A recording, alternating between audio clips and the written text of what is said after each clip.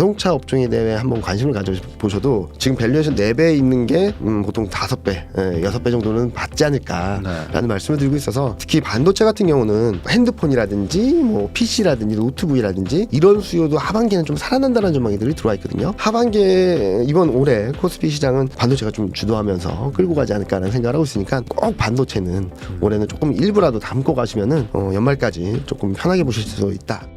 보통 이제 주식을 처음 접근을 하는 분들은 이제 한국 주식 살까 미국 주식 살까 이거부터 결정하는데 네네. 미국 주식은 뭐 지금 뭐 정고점도 막 가서 막 네네. 넘어갔다 뭐 약간 조정을 네네. 받고 있지만 그래도 계속 견고한데 네. 여기서 이제 더 시황이 더 좋아질 거다. 네. 그럼 이제 앞으로 더 간다는 건데 네.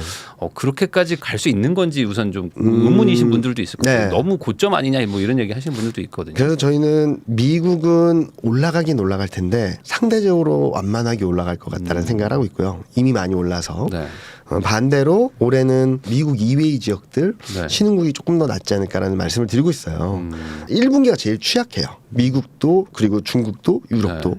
근데 미국은 그래도 높은 수준에서 둔화되는 과정이라서 괜찮은데 문제는 중국하고 유럽이죠. 중국은 1분기 GDP 성장률이 4.2밖에 안 돼요. 4분기가 5.2였거든요. 네. 4.2밖에 안 됩니다. 왜냐면은 작년 생각을 해보시면 작년 12월을 저점으로 1, 2, 3월 리오프닝으로 지금 그러니까요. 경기가 네, 너무 네, 좋았어요. 이 반작용이 들어옴으로 인해서 모멘텀이 퉁 떨어지는 것처럼 보이는 거죠.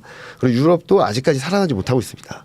저점은 23년 하반기에 맞는데 24년 상반기까지 0.2밖에 성장을 안 한다는 전망이 들어와 있어요. 네.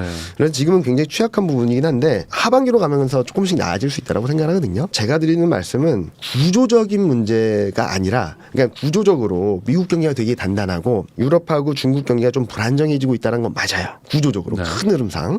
근데 사이클상으로는 미국보다 유럽이 미국보다 중국이 좋은 것처럼 보이는 구간으로 들어갈 수 있는 게 올해 하반기라고 생각하거든요. 왜냐하면 올해 하반기로 갔을 때 미국 GDP 성장률이 1%를 회복할까 말까인데 유럽은 기저효과. 네. 작년 하반기부터 올해 상반기까지 너무 못했기 때문에 그렇습니까? 올라가는 힘이 좀 더 들어오는 거죠. 네. 그러면은 굉장히 오랜만에 미국보다 유럽이 GDP 성장이 좋은 것처럼 보여서 저희는 달러 약세가 이어질 수 있다고 생각하거든요. 단기적으로 좀 반등을 할 겁니다. 103, 104포인트 정도. 근데 저희는 연말까지 100을 깨고 내려가는 그림으로 생각하고 있어서 올해는 미국도 좋긴 하겠지만 탄력이나 흐름들 그리고 환율까지 고려한다면 한국, 중국 이런 쪽들이 조금 수익률을 조금 더 높게 가져갈 수 있지 않을까라는 생각을 하고 있습니다. 그러면 결국에 외국 자본이 뭐 환차익이나 아니면 뭐 너무 저평가돼 있는 거 이제 실적 뭐 반등 이런 걸 노리고 다시 들어올 수 있다. 네. 이렇게 좀 봐야 되는 네, 거예요. 지금은 환율이 불안정해서 외국인도 뭐 현물에서 좀 일시적으로 이탈하는 모습들을 보여주고는 있는데 궁극적으로는 저희는 원달러 환율을 1,200원 초반까지 내려갈 수 있다고 생각하거든요. 네. 아니면은 뭐 9월달에 채권 시장에 좀 이벤트가 있어요. WGBI라 그래서 네. 글로벌 본드 인덱스. 그러니까 FTS에서 발표하는 쉽게 말씀드리면 MSCI 지수 같은 네. 그 벤치마크 지수거든요. 채권 시장에서 네. 여기에 한국이 들어간지 안 들어가는지가 3월, 9월달에 결정이 됩니다. 네. 근데 여기 들어가면 채권 시장으로 보통 6개월 동안 외국계 자금들이 엄청나게 들어와요. 그러면은 자연스럽게 원화가 강세로 갈 거고 네.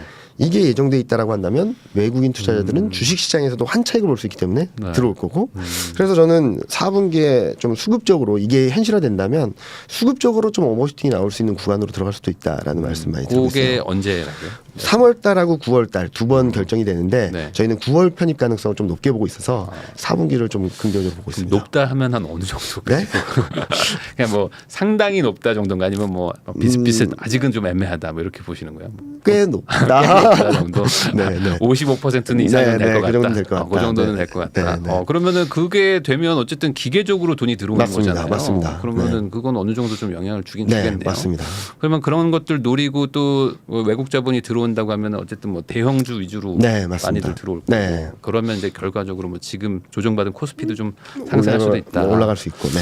그럼 반대로 지금 그렇게 달러가 한 뭐 10% 가까이 네. 빠진다면은 뭐 미국 주식 투자하고 계신 분들 입장에서는 약간의 조금 뭐 이렇게 리스크가 네. 있다고 봐야 될 수 있어요. 그러니까 지수 자체는 오를 것 같아요. 근데 환율을 고려했을 때는 플러스 마이너스. 상승한 거 대비 원화로 환산했을 때는 네. 조금 못 미치는 좀 실망스러운 수익률을 거둘 수 있겠다라는 그래가지고 생각을 약간 또 국내 얘기를 또 네, 하셨던 네, 네, 거군요. 그러면 이제 그런 거를 보통 이제 이벤트가 있다고 하면은 항상 주식은 좀 선반영이니까 네, 네. 뭐 보통 언제 정도쯤을 뭐 이렇게 들어온다고 좀 봐야 될까요? 그래서 뭐 저희는 상반기를 지나서 하반기부터는 6, 7월 정도. 네, 6, 7월 정도부터는 본격적으로 위쪽으로 방향성을 만들어갈 수 있다라고 생각하고 있고요. 네.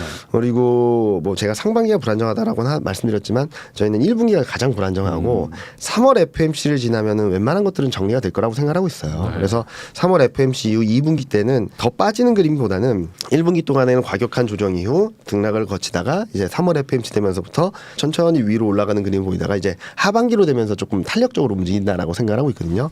그래서 하반기까지 가다 보면은 이제 반도체 업황도 조금 더 좋아질 수 있다라고 생각하고 네. 있고 그런 것들에는 또 코스피, 대만 증시 이런 쪽이 좀 플러스 요인이라서 좀 긍정적인 흐름들이 하반기에 좀 더 집중돼 있다라고 말씀을 많이 드리고 있습니다. 그러면은 뭐 이제 뭐 정치 얘기일 수도 있겠지만 우선 뭐 대만 선거 뭐 끝났는데 네. 어쨌든 뭐 친미 성향이 네, 된 네. 거잖아요. 뭐 이건 뭐 이 주식 시장에 뭐 큰 영향을 주는 건 없을까요? 지금 정권을 잡은 총통 당이 저번에도 잡고 이어진 있었고 거니까. 이어진 거예요. 네. 근데 갑자기 이 사람이 따라서 갑자기 우린 독립하겠습니다라고 네. 못해요.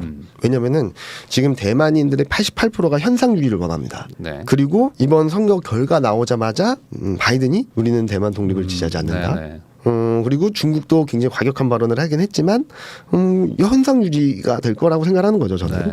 그리고 또 하나 지켜봐야 될 것은 이번에 의회 선거도 있었는데 여소야대로 바뀌었어요. 그러면은 지금 총통이 밀어붙일 만한 힘도 약한 거거든요. 네. 거기다가 중국의 입장에서도 지금 경기도 좀 불안정하고 또 하나는 작년에 미중 정상회담이 있었잖아요. 네. 그게 있었던 것도 바이든 입장에서 올해 대선이잖아요. 네. 대선인데 중국까지 그런다? 그럼 이제는 걷잡을 수 없는 사태가 돼버리기 때문에 그거를 좀 단도리하기 위해서 정상회담을 급하게 개최했다는 것도 있기 때문에 네. 저는 올해는 그냥 현상 유지 정도로 갈 수 있겠다라는 말씀을 많이 드리고 있습니다. 네. 대선 얘기가 나와서 그런데 네. 이제 미국 보니까 그 뭐 트럼프가 뭐 경선에서 뭐 압도적으로 뭐 이기면 네, 이제 맞습니다. 벌써 이제 스타트 한 것 같은데 네. 분위기는 현재 분위기는 약간 공화당 트럼프가 맞습니다. 되는 식으로 약간 뭐 보고 있는 분들이 많은 네, 것 네. 같은데 요렇게 되면은 이제 아무래도 이제 음. 우리나라 기업들도 영향도 많이 받을 것 그쵸. 같고 한데 이 공화당 뭐 트럼프 당선이라고 뭐 가정했을 때 예를 들어 뭐 어떤 뭐 좋아지는 뭐 섹터랄지 뭐 아니면 좀 피해를 보는 곳들이 뭐가 있을지 한번 정리 한번 해주시면 좋을 것 같아요. 제가 말씀드린 거는 올해 정치의 해라고 할 정도로 선거가 너무 그러니까요. 많아요. 네.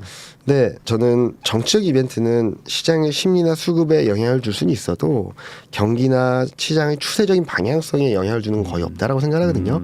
단적인 예로 브렉시트 네. 망한다 그랬습니다.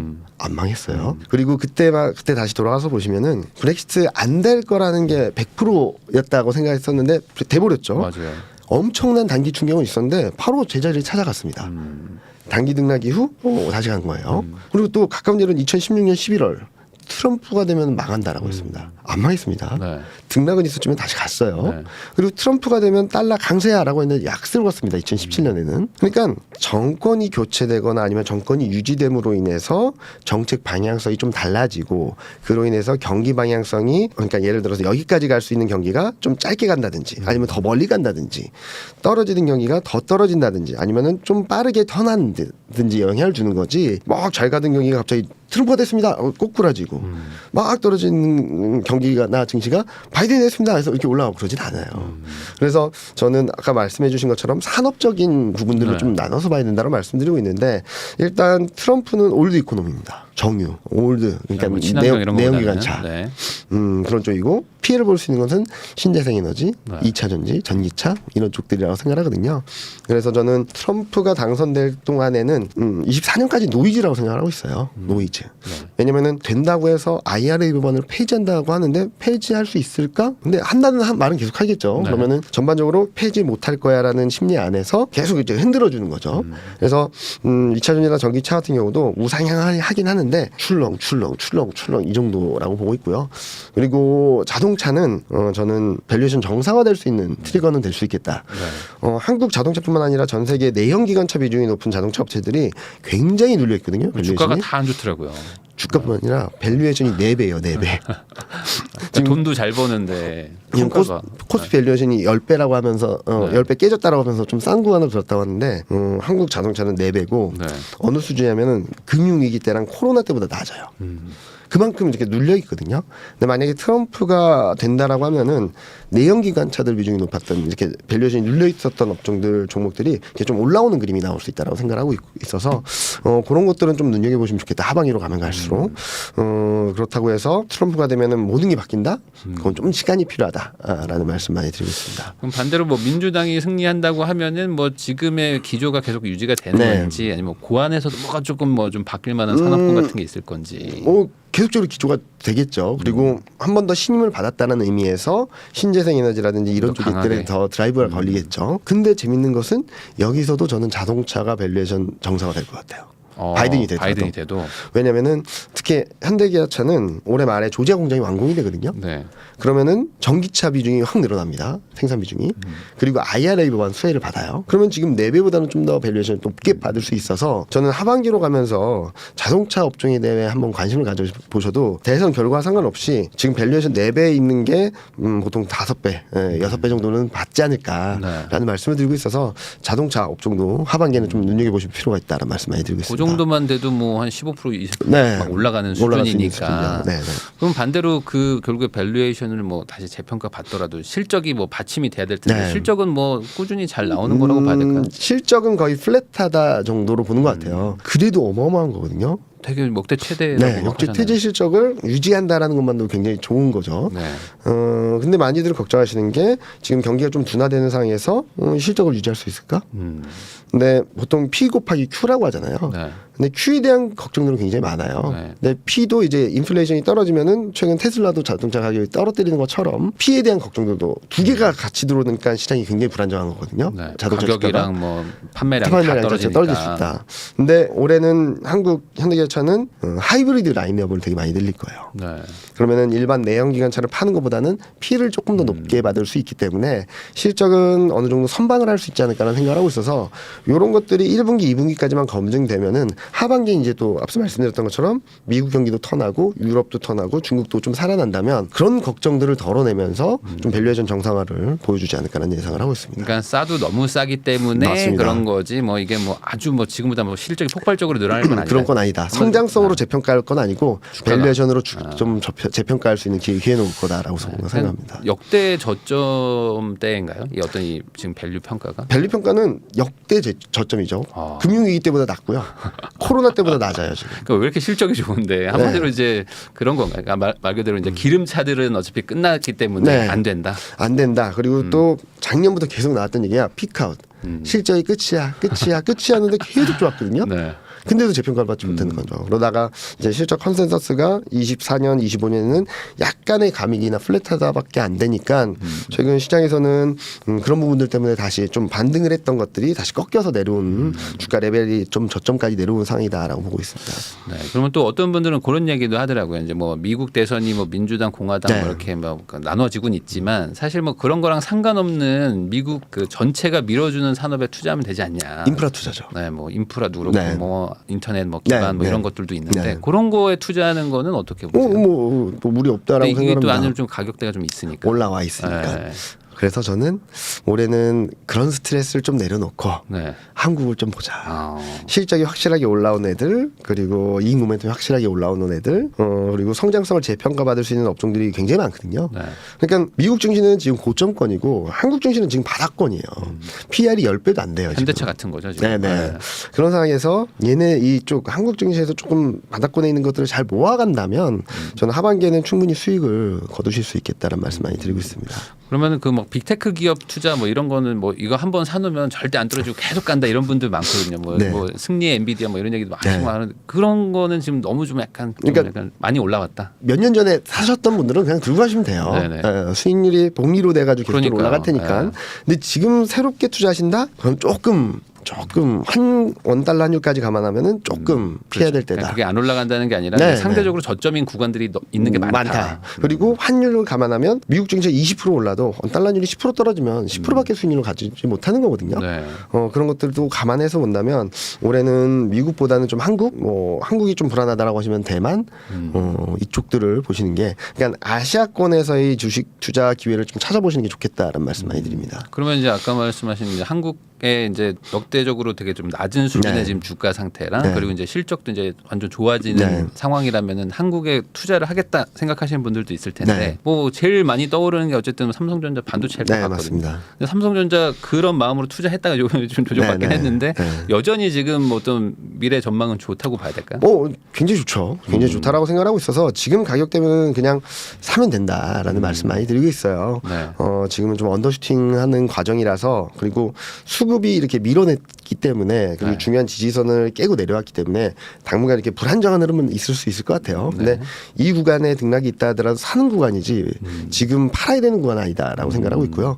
저희 대신증권에서는 1월 전망을 하면서 상단을 2,680으로 말씀드렸었거든요. 네. 못 올라간다. 너무 과하다. 조정 온다. 근데 저희 하단도 2,500이었어요. 네. 2,500을 깰 줄은 몰랐습니다. 솔직히 말씀드려서. 네. 근데 조심하자라고 하면서 리스크 관리를 말씀드렸었던 상황이었는데 지금은 오히려 좀 단기적으로는 좀 언더슈팅인 것 같고 등락이 좀 더 이어진다 하더라도 사야 되는 구간이지 팔아야 될 구간은 절대 아니다.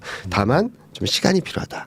인내의 시간이 필요한 구간이라서 밀리면 사고 올라오면 좀 쉬었다가 밀리면 또 사고 그런 구간이 아닌가라는 말씀을 드리고 있어서 제가 작년 11월 12월부터 계속 말씀드렸던 거는 더 올라갈 것 같을 때 팔고 더 내려갈 것 같을 때 사야 되는 구간이 네. 올해 1분기까지 2024년 1분기까지는 계속될 수 있으니까 뭐 길게 투자하시는 분들이라면 1월 2월 조정을 좀 매집하는 모아가는 구간으로 생각하시면 좋겠고 만약에 뭐 단기 트레이딩 하시는 분이면 뭐 샀다 팔았다 잘 하시면 될 것 같고 근데 저는 지금 매집의 시간이지 좀 리스크 관리가 필요한 거는 조금 리스크 관리는 조금 톤다운 하자라는 말씀 많이 드리고 있습니다. 매집 기간이라는 건 이제 분할해가지고 네. 적립식으로 조금씩 이제 사 모으라는 거죠. 네. 조정이 있을 테니까. 예를 들어서 지금 가격대에서 그러니까 주식이 하나도 없다고 생각하시면은 예를 들어서 만 원이에요. 그러면은 언제 사요 하지 마시고 지금 가격대에서 10%만 사세요. 10%만. 네. 그래서 반등을 하면 내비두고 또 밀려요. 네. 9,800원이 됐어요. 그러면 20% 사고 또 반등하면 내비뒀다가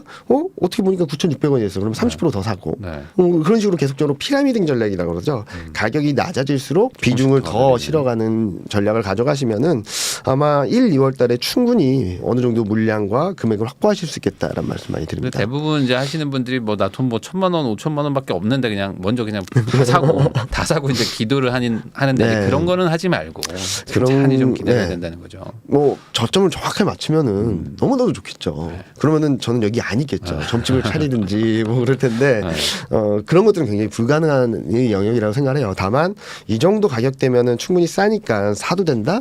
이 정도 가격대면 너무 비싸니까 좀 조심해야 된다는 말씀을 드리고 있어서 지금 2,400 초반 또는 그 밑에서는 사도 되는 구간이라서 천천히 사서 모아가자.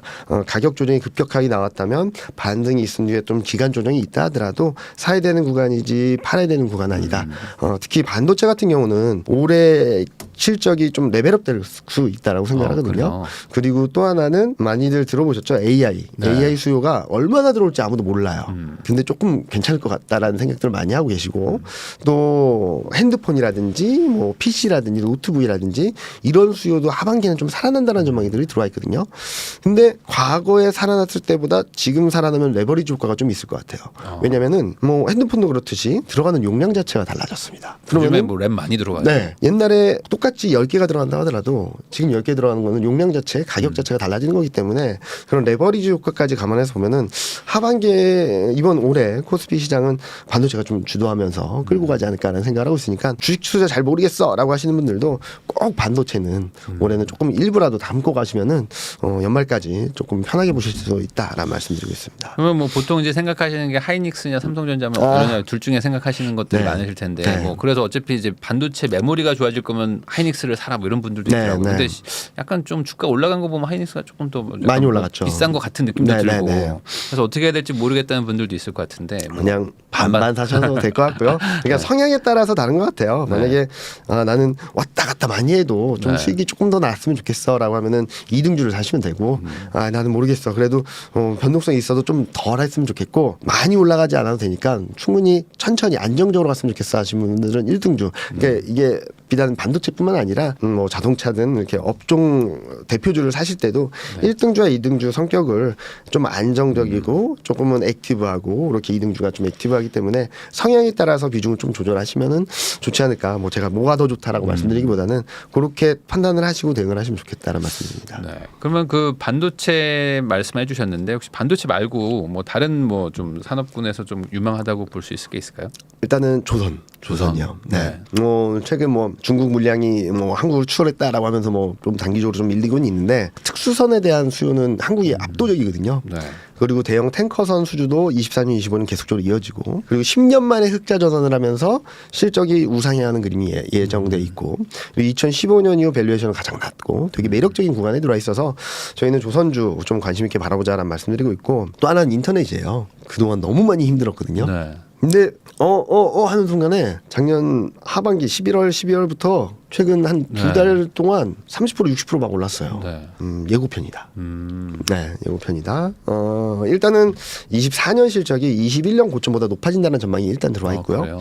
그리고 또 하나는 아까도 말씀드렸던 AI 생성형 AI 서비스를 작년 8월달에 23년 8월달에 내놨는데 올해 안에 B2B 그러니까 기업 간의 거래에 있어서 이런 생성형 AI 서비스를 통해서 매출액이 발생한다라고 하면은 성장에 대한 재평가 과정이 들어올 수 있고 또 하반기에는 금리 인하가 예정돼 있다라고 한다면 금리 인하로 인한 밸류에이션 재평가 이런 것들이 맞물리면서 저희는 인터넷 업종까지도 굉장히 좋게 보고 있다라고 말씀드리고 있습니다. 그러면 인터넷, 조선, 그다음에 이제 반도체. 반도체 네. 이 정도로 이제 보면 되겠네요. 네.